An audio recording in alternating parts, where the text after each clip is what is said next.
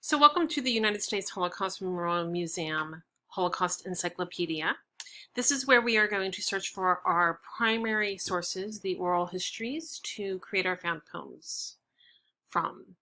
So this link, you should have gotten here through the link in Schoology. And you're going to start just by searching for oral histories. So it should be in English. If you're not searching only in English, you'll have an opportunity to change that in a moment.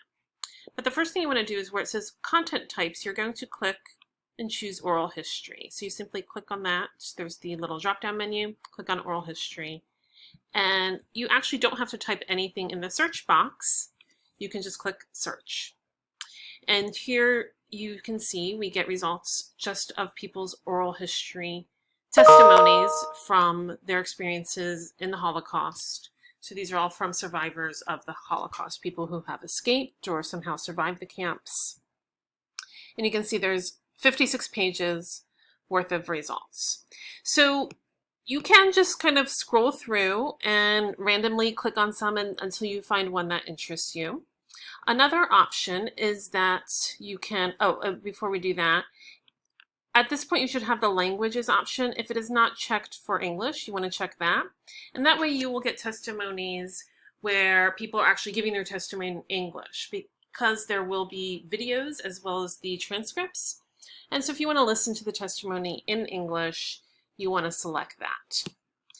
So I can type in some keywords that might also narrow the searches. So if you think about the lecture that you had about the Holocaust, what you learned about the 1940s and World War II era, particularly in Europe, you might have some keywords or ideas that you want to put in there. So for instance, you might have heard references to uprisings, or that might be a question you have. What did the Jews and other people who were being oppressed under the Nazis, did they resist? So resistance, uprising. You could think of a specific event like Kristallnacht. And you can type that in. I wouldn't type in too many words, maybe 1 or 2 words, much like we learned in our research unit, to narrow the search. So I'm going to put, I'm interested in people who were rescued or maybe rescued others. So I'm going to type in the word rescue and I'm going to search. And so I can see each page displays 10 results. If I go down here, now I only have 4 pages of results versus, what was it before, 56, I think?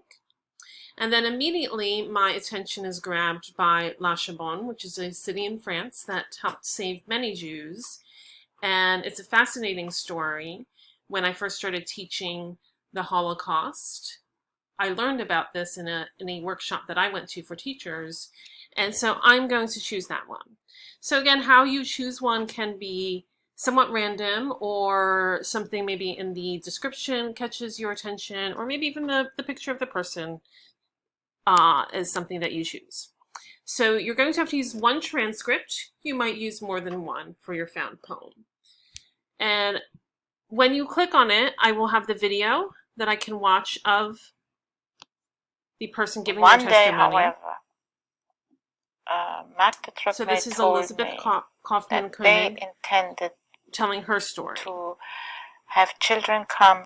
And you can see it's a short video, 2 minutes, 17 seconds. Initially, on this first page, you see the title of the particular video and testimony.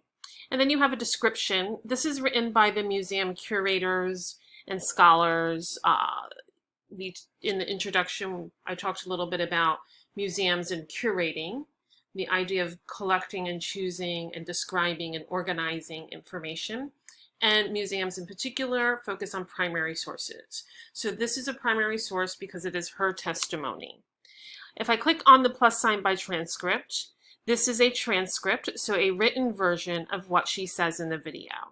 One of the reasons I like this encyclopedia for this assignment is because it does give you that transcript, so you don't have to try and pause and take notes while you are listening to the testimony, though I hope you do listen to the testimony as well as read it.